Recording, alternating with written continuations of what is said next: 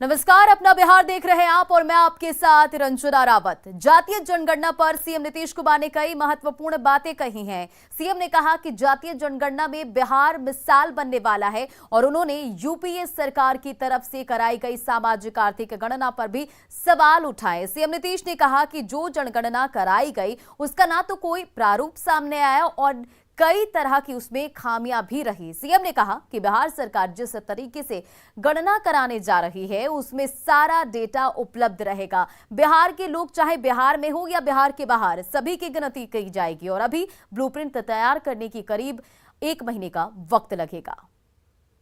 2010-11 से जो शुरू किया गया केंद्र सरकार के द्वारा, वो भी पब्लिश नहीं हुआ, तो इसके पीछे कुछ जानकारी तो आई है ना कि ठीक ढंग से नहीं हुआ। जो हम बार बार कह देते हैं कि लोग उपजाति ही खाली बोल दिया।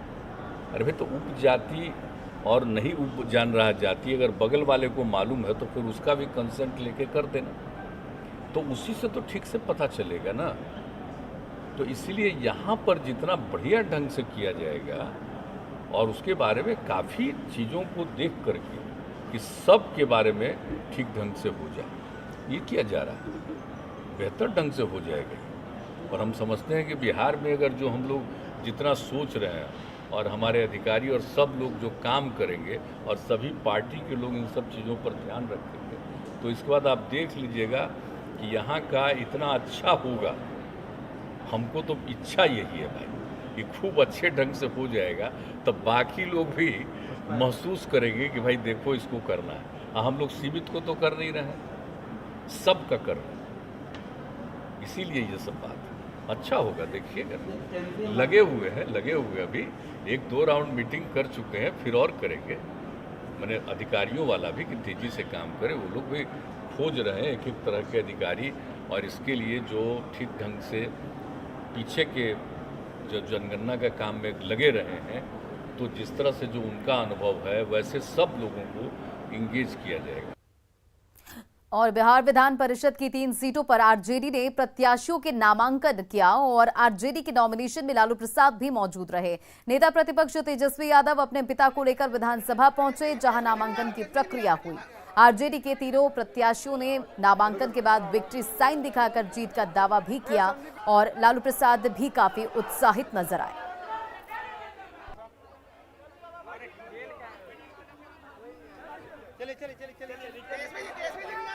सोचा था कि विधानसभा परिसर में पहुंचे? नहीं सोचे थे। अंबेडकर के बाद दूसरा अंबेडकर, लालू प्रसाद जिंदाबाद जिंदाबाद। लालू जी का आशीर्वाद लिया नामांकन का? हाँ लिए, मेरे पिताजी हैं, लेंगे नहीं। क्या बोले लालू जी? आशीर्वाद दिए। क्या बोले? क्या आपको क्या समझा, कैसे राजनीति? जनता को सेवा करना, आशीर्वाद दे दिए कि जनता को सेवा करना। पहले तो मैं भाग्यशाली हूँ कि राष्ट्रीय अध्यक्ष जी मेरे नॉमिनेशन में आए और जो तेजस्वी यादव का नारा है A to Z का, उन्होंने करके दिखाया। कभी आपने सोचा था कि ये मौका भी मिलेगा? नहीं, हमने तो कभी नहीं सोचा था। हम लोग कार्य करते थे, झंडा ढोते थे, लेकिन लालू जी को भी हमको विश्वास था कि एक दिन कुछ न कुछ मिलेगा। मैंने कभी नहीं सोचा था, मैं सोचा ही नहीं था कि मुझे यहाँ आने का कभी मौका मिलेगा। मेरे ज़बान में वो अल्फाज नहीं है जिस अल्फाज से मैं शुक्रिया अदा कर सकूं। सबसे पहले अल्लाह पाक का शुक्रिया अदा करता हूं जिन्होंने पैदा किया और मुझे इतनी सलाहियत दी। और 7 जून यानी कि कल राजधानी पटना को उत्तर बिहार से जोड़ने वाले महात्मा गांधी सेतु की पूर्वी लेन को आम लोगों को समर्पित कर दिया जाएगा और केंद्रीय मंत्री नितिन गडकरी और बिहार के मुख्यमंत्री नीतीश कुमार कल पूर्वी लेन का लोकार्पण करेंगे।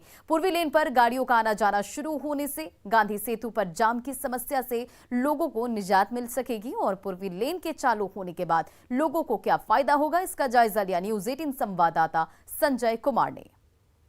इस वक्त हम महात्मा गांधी सेतु के पूर्वी लेन पर खड़े हैं और पूर्वी लेन कल आम जनता को समर्पित हो जाएगा।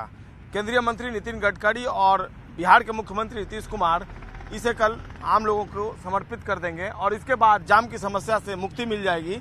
फिलहाल जो पश्चिमी लेन है, इसी पर दोनों तरफ से गाड़ियों के आवागमन की सुविधा यहाँ पर दी गई है और एक ही लेन पर गाड़ियाँ चलने की वजह से जाम की समस्या जो है वह लगातार बनी रहती है। और देखिए तस्वीरों में, इधर से गाड़ियां पटना की तरफ से जा रही हैं और हाजीपुर से जो गाड़ियां हैं वो आती हैं, तो ऐसे में जो इंड छोर है वहां पर जो हाजीपुर से गाड़ी आ रही है उसको रुकना पड़ता है। तो ऐसे में जाम की समस्या जो है वह परेशानी का सबब बनी हुई है। ये पटना की तरफ से गाड़ियां जा रही हैं और हाजीपुर से भी कोई गाड़ी नहीं आ रही है। अब वहाँ जो पुलिसकर्मी हैं वो हाजीपुर के तरफ से जो गाड़ियाँ आ रही हैं उनके लिए रास्ता क्लियर करवा रहे हैं। और फिलहाल अभी जो ये पश्चिमी लेन है इस पर दोनों तरफ से गाड़ियों का आवागमन हो रहा है। कल से इस लेन का जो बोझ है वो कम हो जाएगा, यानी केवल पूर्वी लेन पर गाड़ियों का आना जाना होगा। पूर्वी लेन आम लोगों के लिए समर्पित कर दिया जाएगा और तब सबसे बड़ी बात जाम की समस्या जो है उससे लोग मुक्ति पा लेंगे और ये जो गाड़ियों के दोनों तरफ से आने जाने का सिलसिला है वो रुक जाएगा। लंबे समय से लोगों ने परेशानियां झेली है, चूंकि पूर्वी लेन के निर्माण में समय लगा है। लंबे अरसे के बाद पूर्वी लेन को आम लोगों के लिए समर्पित किया जा रहा है। और शाहपुर ठीक हमारे बगल में सभा स्थल है, अगर कैमरा पर्सन अजय दुबे दिखा पाए तो ये सभा स्थल है जहां पर भव्य कार्यक्रम का आयोजन किया जाएगा। और केंद्रीय मंत्री के अलावा बिहार के मुख्यमंत्री, पथ निर्माण मंत्री, कई मंत्री और विधायक, अधिकारी सभी लोग इस सभा स्थल पर पहुंचेंगे और उसके बाद जनता को समर्पित किया जाएगा। तो निश्चित तौर पर महात्मा गांधी के लंबे इतिहास में एक और अध्याय जुड़ने जा रहा है।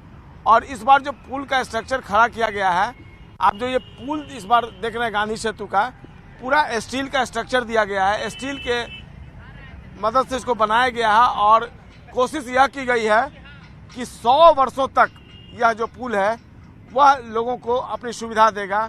यानी इसको मॉडिफाई किया गया, आधुनिक और भव्य रूप देने की कोशिश की गई है। और निश्चित तौर पर एक बड़ी पहल भारत और बिहार सरकार की, और उम्मीद की जानी चाहिए कि जब कल से पूर्वी लेन भी चालू हो जाएगा, गांधी सेतु उत्तर बिहार से राजधानी पटना को जोड़ने का एक सुगम और अच्छा साधन बन जाएगा। कैमरा पर्सन अजय दुबे के साथ संजय कुमार, न्यूज़ 18, हाजीपुर, वैशाली। बुलेटिन में बढ़ते आगे और बात अब गया के तकिया में दो पक्षों के बीच रोड़ेबाजी की खबर सामने आई है। तस्वीरें भी निकलकर सामने आई और इस पत्थरबाजी में दोनों तरफ से कई लोग जख्मी हो गए हैं। वहीं पुलिस ने मौके पर पहुंच के इस पूरे मामले को शांत करा दिया। तो बड़ी खबर आपको गया से बता रहे, जहां पथराव में कई लोग घायल बताए जा रहे। तस्वीरें आपके सामने की किस तरह से रोड़ेबाजी की जा रही, किस तरह से पत्थर जो है वो फेंके जा रहे हैं, वो तस्वीरें आप इस वक्त अपनी टीवी स्क्रीन पर देख रहे हैं। पुलिस ने हालांकि मौके पर पहुंच के पूरे मामले को शांत कराया है। बताया जा रहा है कि सीढ़ी पर बाइक चढ़ाने के विवाद में बहस शुरू हुई और मामला धीरे धीरे बढ़ता ही चला गया। बात इतनी बढ़ गई कि दो पक्ष हो गए और पत्थरबाजी शुरू हो गई। पुलिस ने 4 लोगों को इस पूरे मामले में हिरासत में लिया है और फिलहाल इस पूरे मामले की जांच जारी है। और मोतिहारी से बड़ी खबर, जहां दिन दहाड़े 4,76,000 की लूट हुई है। अपराधियों ने पेट्रोल पंप के मैनेजर से पैसे की लूट की है। आपको बताते चले कि पीपरा कोठी ओवरब्रिज के पास इस लूट की वारदात को अंजाम दिया गया। तो बड़ी खबर आप मोतिहारी से इस वक्त आपको बता रहे, जहां दिन दहाड़े 4,76,000 की लूट की वारदात को अंजाम दिया गया है। आपको बताते चले कि पीपरा कोठी ओवरब्रिज के पास ये लूट की घटना बताई जा रही है। पेट्रोल पंप के मैनेजर से रुपए लूटकर अपराधी फरार बताए जा रहे। फिलहाल इस पूरे मामले पर पुलिस की तफ्तीश जारी है। इधर वैशाली में प्रशासन ने राशन की कालाबाजारी की बड़ी रैकेट का पर्दाफाश किया। अधिकारियों ने कार्रवाई करते हुए 2000 बोरा अनाज को जब्त किया है। घटना सहदई की बताई जा रही है। अधिकारियों ने गुप्त सूचना के आधार पर निजी गोदाम में छापेमारी की और वहां रखे अवैध अनाज को जब्त कर लिया।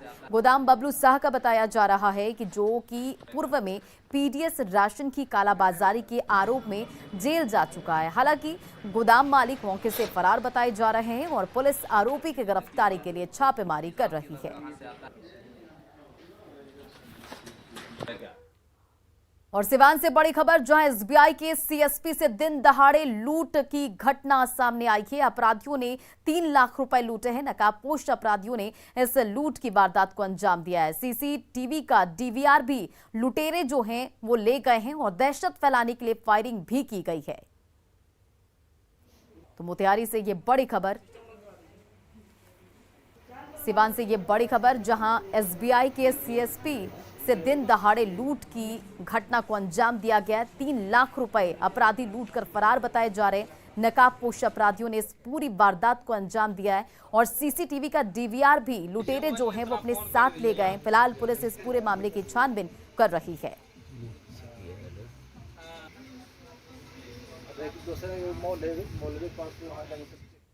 और समस्तीपुर से बड़ी खबर, जहां 5 लोगों की मौत मामले में अब तक एफआईआर दर्ज नहीं हुई है। कल फंदे से लटकते मिले 5 लोगों के शव पर अब तक एफआईआर दर्ज नहीं हुई। डीएसपी ने एफआईआर की बात कही है। परिजनों के आवेदन पर एफआईआर की बात कही जा रही है और हत्या और आत्महत्या एंगल से फिलहाल पुलिस इस पूरे मामले की तफ्तीश में जुटी हुई है। विद्यापति नगर थाना क्षेत्र के मऊ धनेशपुर दक्षिणी पंचायत की ये घटना बताई जा रही है। रविवार का दिन समस्तीपुर ही नहीं पूरे बिहार के लिए एक काला दिन की तरह साबित हुआ। समस्तीपुर के विद्यापति नगर के इस गांव में जहां अभी हम मौजूद हैं, यहां के एक परिवार के 5 सदस्य की मौत हो गई, दर्दनाक मौत हो गई। हत्या और आत्महत्या की मिस्ट्री की बातें आती है। पुलिस मामले की तहकीकात में जुटी हुई है और कहां तक कार्रवाई पहुंची है इस मामले में, एफआईआर की प्रक्रिया पूरी हुई या आगे होने वाली है। सर, क्या कुछ अभी तक इस पूरे मामले में? इसमें परिजनों से आवेदन की मांग की जा रही है। वो लोग अभी आवेदन देंगे, इसके बाद अग्रतर कार्रवाई की जाएगी। तो सर, क्या कुछ प्रथम दृष्टया जांच में अब तक बातें सामने आई? प्रथम दृष्टया फॉरेंसिक टीम आई थी, पीएम के लिए पीएम करा दिया गया है और इसके बाद जो है आगे रिपोर्ट के बाद ही बताया जाएगा। तो अभी एफआईआर की प्रक्रिया नहीं हुई है और परिवार के लोग इस पूरे मामले में आवेदन देंगे, उसके बाद एफआईआर दर्ज होगी। लेकिन पुलिस के लिए सबसे बड़ी बात है कि इस बात को तलाशना कि मौत किस वजह से हुई है। जैसे परिवार के लोग धमकी की बातें कहते हैं या फिर गरीबी इस मौत का कारण रहा। ये मिस्ट्री को सुलझाना पुलिस के लिए एक बड़ी चुनौती है। Mukesh Kumar, news 18 network, Samastipur. केंद्रीय गृह राज्य मंत्री नित्यानंद राय ने कहा कि समस्तीपुर में 5 लोगों की मौत के मामले में निष्पक्ष जांच होगी। नित्यानंद राय ने मऊ धनेश्वर गांव में मृतकों के परिजनों से मुलाकात की। यह बहुत दुखद घटना है। एक परिवार के 5 लोगों की जानें गई है। कैसे गई, क्या घटना हुई, क्या कारण था, सारे चीज़ों पर सारे रिपोर्ट आ जाने के बाद ही कुछ कहा जा सकता है और हर स्तर से पता लगाने में प्रशासन यहाँ कोशिश कर रही है। इस घटना पर मैं सिर्फ इतना ही अभी कहूँगा कि जब तक जांच की प्रक्रिया पूरी नहीं होती है तब तक अभी कुछ कहा नहीं जा सकता। मैं प्रशासन से हमारी बात हुई है, मैं कहा हूँ कि इसकी छानबीन शीघ्र तत्परता के साथ पूरे ही सही तरीके से यह करे और शीघ्र करे। उधर मधेपुरा का जननायक कर्पूरी ठाकुर मेडिकल कॉलेज इन दिनों भगवान के भरोसे चल रहा है। यहां 3 महीने से अधीक्षक का पद खाली है, जिसकी वजह से मेडिकल कॉलेज अस्पताल के 300 से अधिक स्वास्थ्य कर्मियों को वेतन तक नहीं मिल पाया है। लिहाजा स्वास्थ्य कर्मी अब आंदोलन की धमकी दे रहे हैं। नर्सिंग स्टाफ से बातचीत की संवाददाता तुर्बसुख ने। मधेपुरा का जननायक कर्पूरी ठाकुर मेडिकल कॉलेज भगवान भरोसे है। 3 महीने से यहाँ पे एमएस का जो पद है वो रिक्त पड़ा हुआ है और जिसको एमएस का चार्ज मिलना चाहिए उनको वित्तीय पावर नहीं दिया गया। अब यहाँ के जो नर्सिंग स्टाफ हैं वो वेतन के लिए गुहार लगा रहे हैं कई महीनों से, लेकिन अब तक नहीं मिला है। हमारे साथ कुछ नर्सिंग स्टाफ हैं, उनसे बात करते हैं। क्या परेशानी होती है आप लोगों को? हम लोग को 3 महीने से वेतन नहीं दिया गया। जब भी जाते हैं हम लोग बात करने तो सिर्फ आश्वासन मिलता है कि 7 डेज या 1 सप्ताह का वक्त दे दिया जाता है। सर बोलते कि अभी तो प्रभार मिला नहीं है तो इसमें हम कुछ कर नहीं सकते हैं। और हम लोग को सबसे बड़ी दिक्कत ये है कि बाहर सब रूम लेके रह रहे हैं। मकान मालिक सब हमेशा यही बोलते हैं कि नहीं पेमेंट दीजिएगा तो रूम खाली करना पड़ेगा। और यहाँ पे हम लोगों को क्वार्टर भी नहीं मिला, क्वार्टर व्यवस्था नहीं है, तो इस कारण से हम लोग को बहुत दिक्कत है। मकान मालिक डिमांड कर रहे हैं, फिर बच्चे की पढ़ाई, बहुत सारे खर्चे हैं जो, और एक तो हम लोग को अंदर में क्वार्टर नहीं दिया गया है। क्वार्टर मिलता तो एटलीस्ट थोड़ा सा इससे तो नहीं तो मकान मालिक भी बोले कि आप कमरे खाली कीजिए। ये सारी दिक्कतें हम लोग सारी हम ही नहीं सारे स्टाफ इसका सामना कर रहे हैं। कितना दिन हो गया सुपरिटेंडेंट साहब का यहाँ से रिटायरमेंट? 3 मंथ 4 महीना हो रहा। तो जो स्थिति है आप देख सकते हैं, जो 3 महीने से ना तो स्वास्थ्य विभाग का इस मेडिकल कॉलेज पे ध्यान गया है, जो 3 महीने से कैसे यहाँ के स्टाफ काम कर रहे हैं बिना वेतन के। परेशानी हजार हैं, गिनाने की जरूरत नहीं है।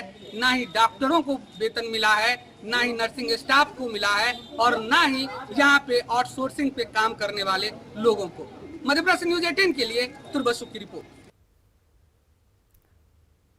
छपरा में एक पिता ने असाध्य रोग से बीमार बेटे के लिए अपने घर को आईसीयू बना दिया। 5 सालों से 8 साल का आदिल अपने घर में वेंटिलेटर सपोर्ट पर है। बेटे के इलाज में पिता ने जो कुछ भी था वो सब बेच डाला। आदिल की सांसों के लिए अब सिर्फ सरकार से उम्मीद है। ये रिपोर्ट देखिए। खेलना चाहता हूँ, पढ़ना चाहता हूँ।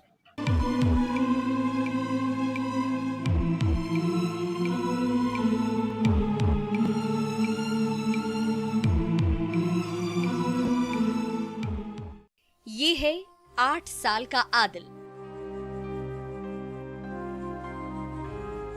परवीन का इकलौता छोटा और प्यारा भाई आदिल। चेहरे पर जीवन जीने की चाहत, एक प्यारी सी मुस्कान मन में और पढ़ने की तमन्ना आम बच्चों की तरह। खेलने कूदने और दौड़ने की ललक, लेकिन आदिल के लिए ये सारी तमन्नाएं बस टीस बनकर रह जाती हैं। चाहकर भी वो अपनी मर्जी से चल नहीं सकता, हिल नहीं सकता, मगर सरकार से बड़ी उम्मीदों के साथ कुछ कह जरूर सकता है। बीमार हूँ, हॉस्पिटल में नहीं जा सकता। अपना मेरा सिर बड़ा। खेलना चाहता हूँ, पढ़ना चाहता हूँ।